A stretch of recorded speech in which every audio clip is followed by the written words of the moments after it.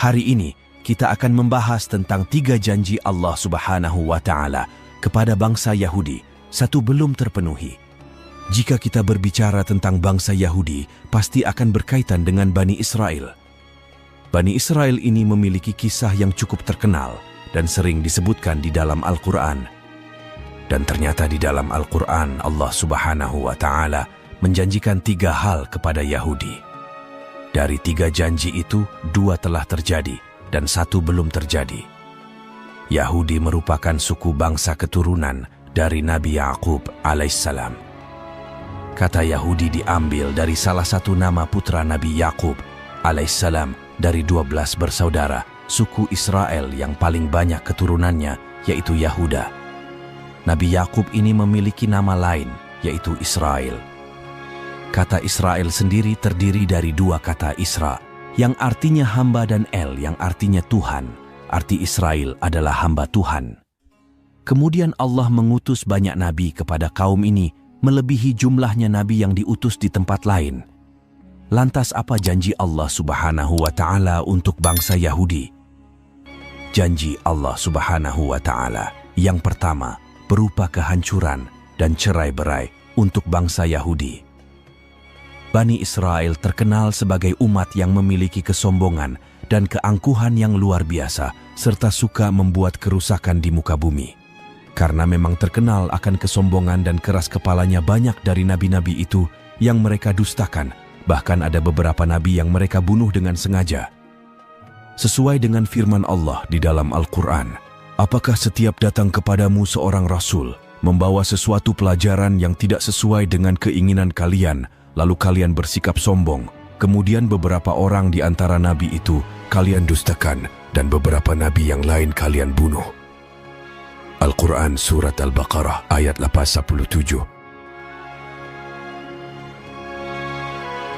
Bangsa ini juga diriwayatkan membunuh Nabi Isaiah atau Yesaya dan Nabi Uriyah, menyiksa Nabi Jeremiah atau Yeremia, membunuh Nabi-Nabi Yesaya dengan menggergaji tubuhnya, membunuh Nabi Zakaria dan Nabi Yahya alaihimussalam. Padahal mereka tahu itu tidak dibenarkan. Dan Allah juga menyebutkan bahwa orang-orang Yahudi itu telah berupaya untuk membunuh Isa, tapi tidak berhasil. Bangsa Yahudi memang terkenal sebagai bangsa yang sering meremehkan bangsa lain. Mereka selalu menganggap bahwa bangsa merekalah yang terbaik dan paling istimewa di bumi ini.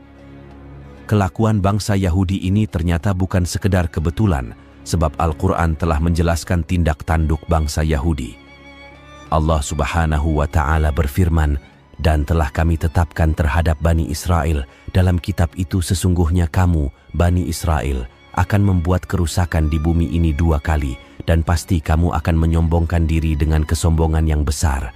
Maka apabila datang saat hukuman kejahatan yang pertama dari kejahatan itu, kami mendatangkan kepadamu hamba-hamba kami yang mempunyai kekuatan besar, lalu mereka mencarimu keluar masuk kampung ke seluruh negeri, dan itulah ketetapan yang pasti terlaksana." Al-Quran Surat Al-Isra ayat 4-5. Ayat itu diturunkan di Mekah jauh sebelum kaum muslimin punya kekuatan di Madinah. Dalam catatan sejarah yang tercatat, bangsa Yahudi ini telah berkali-kali mengalami kehancuran sebelum datangnya Islam. Dulunya keberadaan bangsa Yahudi pernah hampir punah oleh kekuatan Babilonia dan Romawi. Ketika itu Yahudi ditaklukkan oleh Babilonia yang dipimpin oleh Raja Nebukadnezar. Kejadian itu terjadi sekitar abad ke-5 sebelum Masehi. Sedangkan penaklukan bangsa Romawi kepada bangsa Yahudi terjadi antara 66 sampai 135 Masehi. Allah Subhanahu wa Ta'ala berfirman, "Dialah yang mengeluarkan orang-orang kafir di antara ahli kitab dari kampung-kampung mereka. Pada saat pengusiran pertama kamu tidak menyangka bahwa mereka akan keluar, dan mereka pun yakin bahwa benteng-benteng mereka dapat mempertahankan mereka dari siksa Allah. Maka Allah mendatangkan kepada mereka hukuman dari arah yang tidak mereka sangka-sangka, dan Allah melemparkan ketakutan dalam hati mereka. Mereka memusnahkan rumah-rumah mereka dengan tangan mereka sendiri dan tangan orang-orang mukmin. Maka ambillah kejadian itu untuk menjadi pelajaran, hai orang-orang yang mempunyai pandangan." Al-Quran Surat Al-Hasyr ayat 2.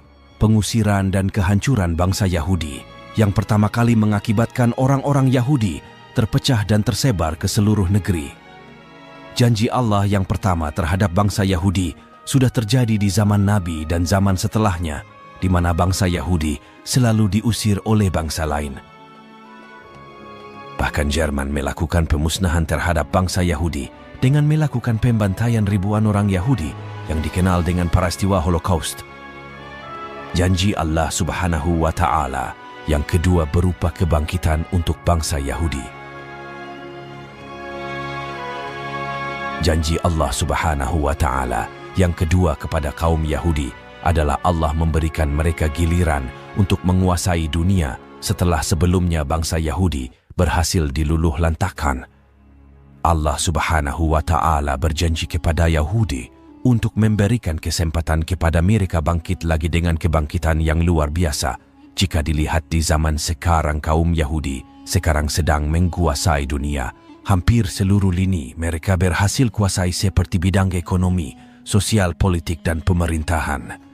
Hal ini dibuktikan dalam surat Al-Isra. Allah Subhanahu wa Ta'ala berfirman, "Kemudian kami berikan kepadamu giliran untuk mengalahkan mereka kembali, dan kami membantumu dengan harta kekayaan dan anak-anak, dan kami jadikan kamu kelompok yang lebih besar."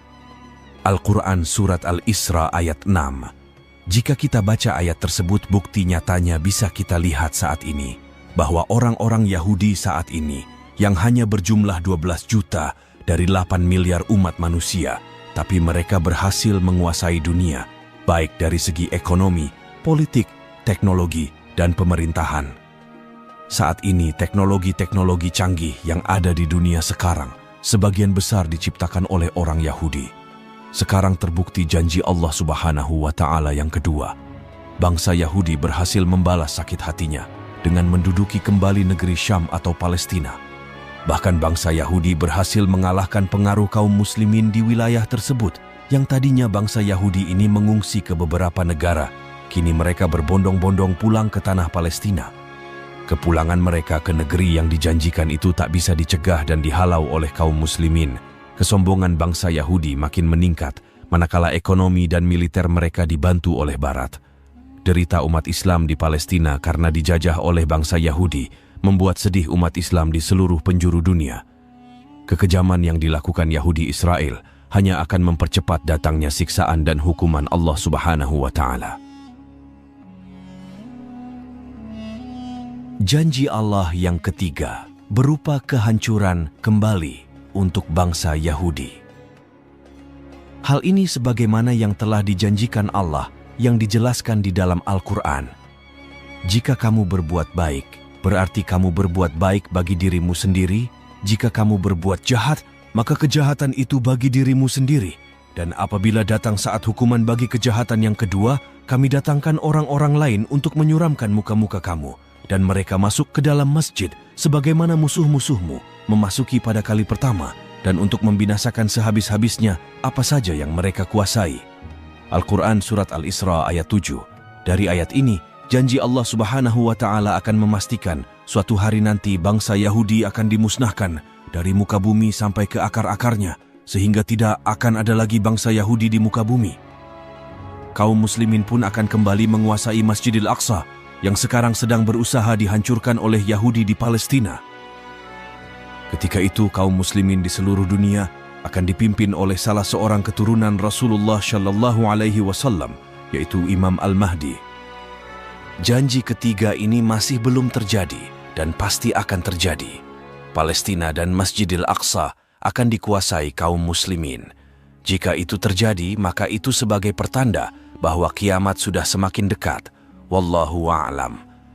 Itulah 3 janji Allah Subhanahu wa Ta'ala kepada bangsa Yahudi.